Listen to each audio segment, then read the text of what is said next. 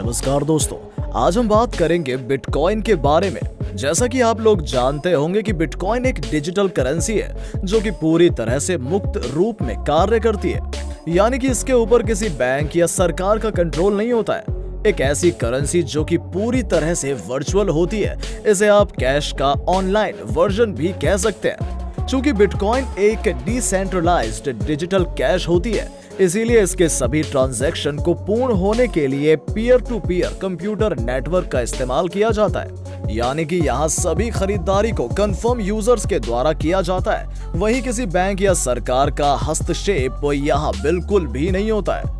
आजकल इंटरनेट की मदद से पैसा कमाना भी मुमकिन हो गया है।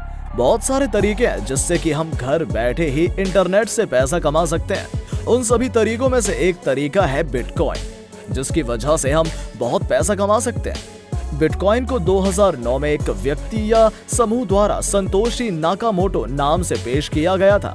बिटकॉइन का मतलब नकदी का एक डिजिटल संस्करण बनाने का एक तरीका था, जहां एक व्यक्ति से दूसरे व्यक्ति को किसी वित्तीय संस्थान या अन्य बिचौलिए के माध्यम से भुगतान किए बिना भुगतान किया जा सकता है, जो इस प्रकार के भुगतान के लिए शुल्क ले सकते हैं और प्रक्रिया के समय को धीमा कर सकते हैं। बिटकॉइन का इस्तेमाल कोई भी कर सकता है, जैसे हम सब इंटरनेट का इस्तेमाल करते हैं और उसका भी कोई मालिक नहीं है, ठीक उसी तरह बिटकॉइन भी है। बिटकॉइन का इस्तेमाल क्यों किया जाता है?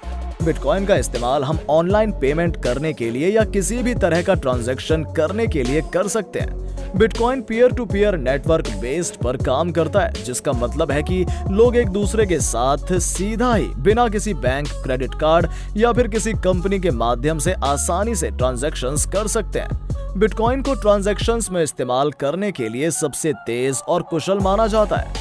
आजकल बहुत से लोग बिटकॉइन को अपना रहे हैं, जैसे online developers, entrepreneurs, non profit organisations इत्यादि, और इसी की वजह से बिटकॉइन का इस्तेमाल पूरी दुनिया में ग्लोबल पेमेंट के लिए किया जा रहा है। जैसे बाकी करेंसीज का इस्तेमाल कर हम ऑनलाइन ट्रांजैक्शंस करते हैं, तो बैंक्स के पेमेंट प्रोसेस को हमें फॉलो करना होता है, तभी जाकर हम पेमेंट कर पाते हैं और हमारे किए गए ट्रांजैक्शंस का हिसाब हमारे बैंक अकाउंट में मौजूद रहता है, जिससे कि ये पता लगाया जा सकता है कि पैसे कहां और कितने खर्च किए गए हैं। लेकिन बिटकॉइन का तो कोई भी मालिक नहीं है, इसीलिए उसके साथ किए गए ट्रांजैक्शंस पर एक पब्लिक लेजर में रिकॉर्ड होकर रहता है, जिसे बिटकॉइन ब्लॉकचेन कहते हैं। वहां पर बिटकॉइन के साथ किए गए सभी ट्रांजैक्शंस डिटेल्स स्टोर होकर रहते हैं और वही ब्लॉकचेन इसका प्रमाण होता है कि ट्रांजैक्शन हुआ है या नहीं।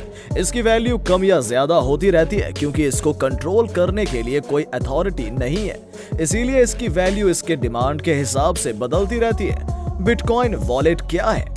बिटकॉइन को हम सिर्फ इलेक्ट्रॉनिकली स्टोर करके रख सकते हैं और इसे रखने के लिए बिटकॉइन वॉलेट की जरूरत होती है। बिटकॉइन वॉलेट्स बहुत से प्रकार के होते हैं, जैसे desktop wallet, mobile wallet, online web based wallet, hardware wallet. इनमें से एक वॉलेट का इस्तेमाल करके हमें इसमें अकाउंट बनाना होता है। ये वॉलेट हमें एड्रेस के रूप में यूनिक आईडी प्रदान करती है। जैसे कि मान लीजिए आपने कहीं से बिटकॉइन कमाया है और उसको आपको अपने अकाउंट में स्टोर करना है, तो आपको वहां पर उस एड्रेस की जरूरत पड़ेगी और उसी की मदद से आप बिटकॉइन को अपने वॉलेट में रख सकते हैं। उसके अलावा अगर आपको बिटकॉइन खरीदना है या बेचना है, तो आपको बिटकॉइन वॉलेट की जरूरत पड़ती है और उसके बाद आप जो बिटकॉइन बेचते हैं, उसके बदले आपको जितने भी पैसे मिलते हैं, वो आप अपने बैंक अकाउंट में भी ट्रांसफर बिटकॉइन वॉलेट के जरिए करवा सकते हैं। चलिए अब हम बात कर लेते हैं कि बिटकॉइन से कैसे कमाएं। बिटकॉइन को हम 3 तरीकों से कमा सकते हैं। यहाँ हमने बिटकॉइन अकाउंट कैसे बनाए उसकी पूरी जानकारी दी हुई है। नंबर 1, पहला तरीका ये है कि अगर आपके पास पैसा है तो आप एक बिटकॉइन सीधे $999 देकर खरीद सकते हैं। ऐसा भी नहीं है कि अगर आपको एक बिटकॉइन खरीदना है तो आपको पूरे के पूरे $999 ही देने होंगे। आप चाहें तो बिटकॉइन की सबसे छोटी यूनिट सतोशी भी खरीद सकते हैं। जैसे हमारे भारत में 1 रुपए में 100 पैसे होते हैं, ठीक उसी तरह बिटकॉइन में 10 करोड़ सतोशी होते हैं। तो आप चाहें तो बिटकॉइन की सबसे छोटी रकम सतोशी खरीद सकते हैं। उसके बाद धीरे धीरे करके एक बिटकॉइन जमा कर लें। जब आपके पास बिटकॉइन मौजूद हो जाएगा और उसका प्राइस बढ़ जाएगा, तब आप उसे बेचकर ज्यादा पैसे कमा सकते हैं। नंबर 2, दूसरा तरीका है कि अगर आप ऑनलाइन किसी को कोई सामान बेच रहे हो और उस खरीदार के पास अगर बिटकॉइन मौजूद है, तो आप उससे पैसे के बदले बिटकॉइन ले लो। ऐसे में आप उन्हें वो सामान भी बेच देंगे और आपको बिटकॉइन भी मिल जाएगा जो आपके बिटकॉइन वॉलेट में स्टोर हो जाएगा। नंबर 3, तीसरा तरीका है बिटकॉइन माइनिंग का। इसके लिए हमें हाई स्पीड प्रोसेसर वाले कंप्यूटर की जरूरत पड़ेगी जिसका हार्डवेयर भी अच्छा होना चाहिए। हम बिटकॉइन का इस्तेमाल सिर्फ ऑनलाइन पेमेंट करने के लिए करते हैं और जब कोई बिटकॉइन से पेमेंट करता है तो उस ट्रांजैक्शन को वेरीफाई किया जाता है। जो इन्हें वेरीफाई करते हैं उन्हें हम माइनर्स कहते हैं और उन माइनर्स के पास हाई परफॉर्मेंस कंप्यूटर और जीपीयू होता है और वो इसके जरिए ट्रांजैक्शंस को वेरीफाई करते हैं। वो ये वेरीफाई करते हैं कि ट्रांजैक्शंस सही है या नहीं, या उसमें किसी तरह की हेरा फेरी तो नहीं की गई है। इस वेरिफिकेशन के बदले उन्हें कुछ बिटकॉइंस इनाम के तौर पर मिलते हैं और इस तरीके से नए बिटकॉइन मार्केट में आते हैं। ये कोई भी कर सकता है। इसके लिए हाई स्पीड प्रोसेसर वाले कंप्यूटर की जरूरत पड़ती है जिसे खरीदना हर किसी के बजट में नहीं होता है। जैसे हर देश में करेंसी को एक साल में छापने की एक सीमा होती है कि आप बस इतने नोट एक साल में छाप सकते हैं, तो ठीक उसी तरह बिटकॉइन के साथ भी कुछ सीमाएं हैं कि 21 मिलियन से ज्यादा बिटकॉइन मार्केट में नहीं आ सकते हैं। यानी कि बिटकॉइन की सीमा बस 21 मिलियन ही है। उससे ज्यादा बिटकॉइन कभी भी पाए नहीं जाएंगे। अभी की बात करें तो मार्केट में करीब 13 मिलियन बिटकॉइन आ चुके हैं और नए बिटकॉइन जो हैं वो अब माइनिंग के जरिए आएंगे। बिटकॉइन माइनर क्या होता है? सभी देशों में करेंसी मुद्रा नोट छापने की एक सीमा होती है। ठीक वैसे ही बिटकॉइन बनाने पर भी लिमिटेशन होती है। लिमिटेशन ये है कि मार्केट में बिटकॉइन 21 मिलियन 2.10 करोड़ से ज्यादा नहीं आ सकते। फिलहाल मार्केट में ये 13 मिलियन यानी कि 1.30 करोड़ के करीब है। जो नए बिटकॉइन है वो माइनिंग के जरिए आते हैं। मान लीजिए कि आपको किसी को बिटकॉइन भेजना है तो उसे भेजने की प्रक्रिया को वेरीफाई करते हैं और वेरीफाई करने वालों को माइनर कहते हैं जिनके पास उच्च शक्ति कंप्यूटर होते हैं। इन कंप्यूटर से बिटकॉइन ट्रांजैक्शन को वेरीफाई करते हैं। बिटकॉइन के फायदे।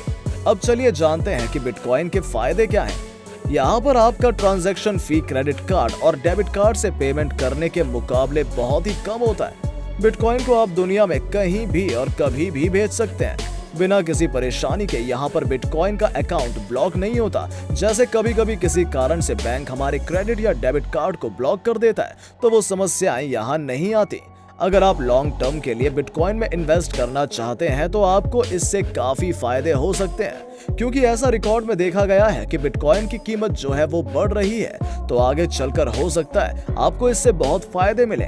बिटकॉइन की ट्रांजैक्शन प्रोसेस में कोई सरकार या अथॉरिटी जो है वो आपके ऊपर नजर नहीं रखती है। तो बहुत से लोग हैं जो इसका इस्तेमाल गलत काम के लिए भी करने लगे हैं, तो ये उनके लिए फायदेमंद होता है। बिटकॉइन के नुकसान। चलिए अब जान लेते हैं कि बिटकॉइन के नुकसान क्या है। यहाँ पर बिटकॉइन को कंट्रोल करने के लिए कोई अथॉरिटी, बैंक या सरकार नहीं है, तो इसकी वजह से बिटकॉइन का कीमत में काफी उतार चढ़ाव भी होता है। तो ये थोड़ा सा रिस्की हो जाता है। अगर आपका अकाउंट कभी हैक हो जाता है तो आप अपने सारे बिटकॉइंस खो देंगे और इसे वापस भी नहीं लाया जा सकता। इसमें आपकी मदद कोई नहीं कर पाएगा। दोस्तों, अगर आपको ये वीडियो अच्छा लगा हो तो अपने सोशल मीडिया पर जरूर शेयर करें। उम्मीद करते हैं कि आपने ये फैक्ट बाबा हिंदी चैनल अब तक सब्सक्राइब कर लिया होगा, जिससे हमारी अगली इंटरेस्टिंग वीडियोस आप तक पहुंचती रहेगी। अगर आपके पास किसी भी तरह के सुझाव हैं तो कमेंट बॉक्स में जरूर बताएं ताकि हम अगली वीडियोस को और बेहतर बना सके। चलिए मिलते हैं एक नई वीडियो के साथ, तब तक के लिए नमस्कार।